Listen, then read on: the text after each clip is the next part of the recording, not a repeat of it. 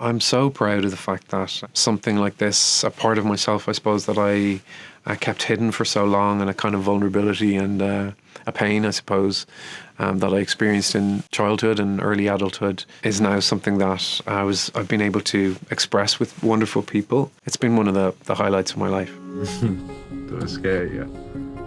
No.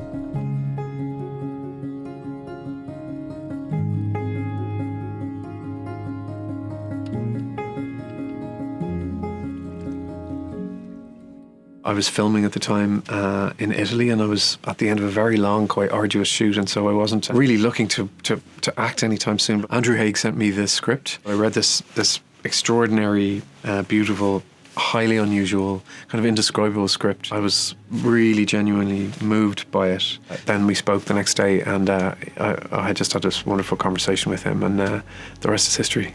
I was sent the novel by the producers, Graham Broadbent and Sarah Harvey. I'd never read the novel by Teiichi Yamada. I hadn't seen the film that was based on that came out, I think, in the 80s. But I really liked the central idea of this novel, this idea of going back to where you used to live and meeting your parents again 30 years after they have left your life, let's say. And there was something so interesting about that, about this concept of a reunion with your own past. And then it was about taking that original idea and then turning it into something that I could really kind of get my teeth into and throw myself into. I think my focus with Andrew Haigh and Andrew was to root everything in the reality and let Andrew Haigh deal with the tone and the kind of, as you said, the kind of surreal.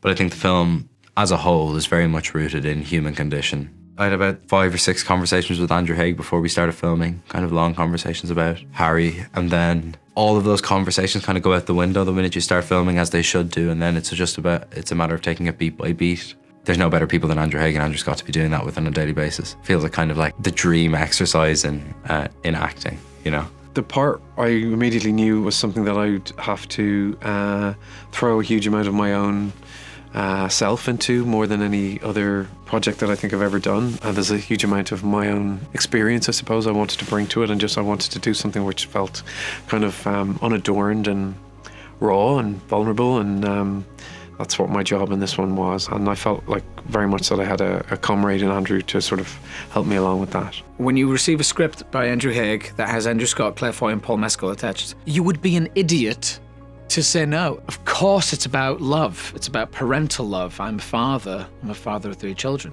I am a child of people. And so it is impossible to not bring a part of yourself to a role like this, to a story like this. It's just impossible.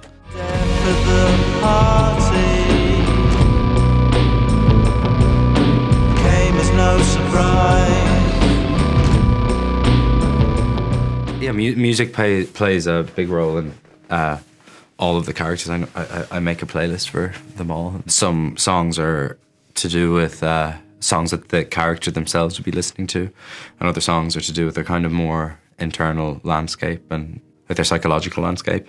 I had a lot of the gloaming for the kind of inner stuff, the inner landscape. There's a song called Adios Florida that I listen to a lot. It's like instrumental music for Harry.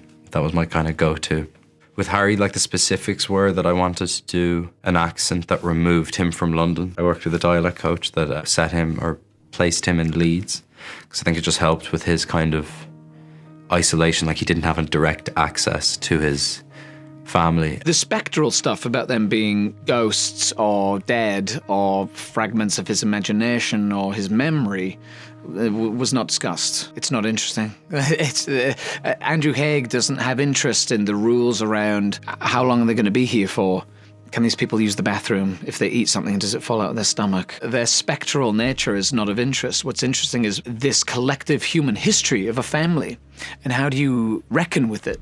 How do you reckon with all these things that we've done together and the way we've hurt each other? Especially the child in the story, like reckoning with the moulding of this human being. And more than anything, I think Andrew Haigh wanted actors who could reach out to people with love. That was the job. The job was to reach out to Andrew Scott with love. And if you've ever met Andrew Scott, it's one of the easiest things to do, because he's just an absolutely adorable, loving, genuine human being. I think sometimes just magic happens. I think with Paul it was very easy between us. I think with some people you just have an immediate kind of connection. Paul is such an extraordinary actor, and it was so beautifully written. And so we didn't really want to overwork it, and we spoke a little bit around it, but we wanted to keep that frisson of meeting someone and not knowing them and having that nervousness and that chemistry alive as much as possible, and there to be discovered on the day. I've been very lucky that I've never been in kind of intimate scenes, and I don't just mean sex scenes, but kind of in an intimate,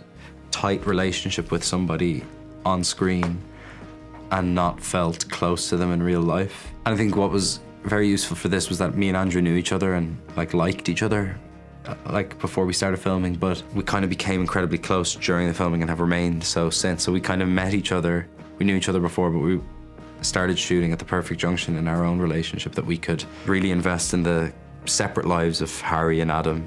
And we didn't know each other well enough that we didn't know which part of us was bleeding into the role. So that was kind of a happy accident in that regard. A lot of our stuff was physical. We had a lot of sex scenes, but the ones that I think are so telling and so tender and beautiful are the ones that are sort of in and around the sex scenes, and I think that they're the most tender and the most radical scenes actually in the movie. I think the thing that we were all looking for was an authenticity of feeling, not necessarily the act of sex and making that feel authentic, because that's an easier thing to do. Like, you can make sex look like sex, but it's like we want this to feel like two people who are having sex for the first time, and what that means to Adam and what that means to Harry, and they have both very different relationships to their own sexuality. And the thing that we were looking for, and I think that we've achieved in the film, is an authenticity with that. All of us are incredibly proud to achieve, because it's not the easiest thing to do, you know.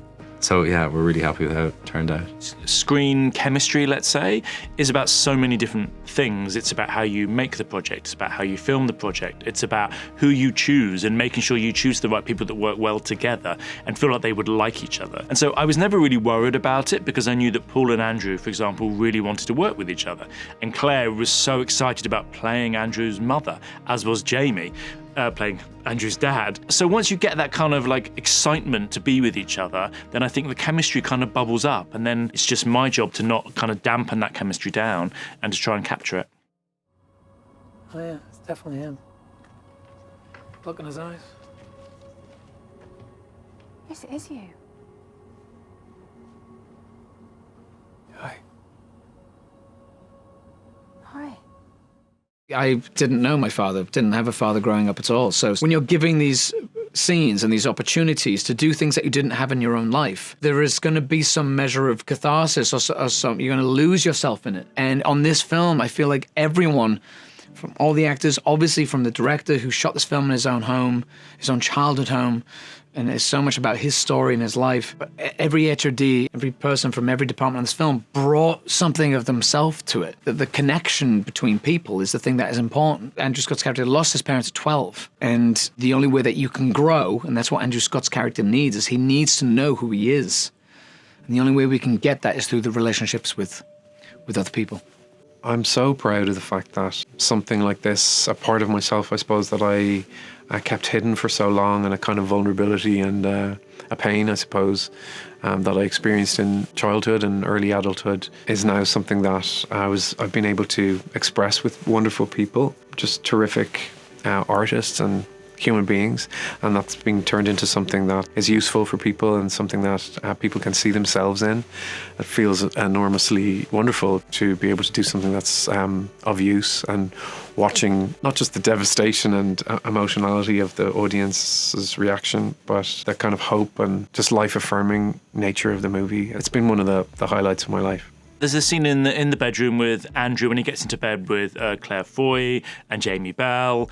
And there's something, I think, very special about that scene, where the real kind of emotion and pathos bubbles up within that scene. And it was just one shot, and it was quite complicated to shoot. You know, we were just in a regular house. Actually, my old actual childhood home is where we shot the film. And so it's not an easy place to shoot. And as I said, it was one long 5.5 minute take, one roll of film, basically. But I'm really pleased about how that scene came together and how it makes you feel when you watch it.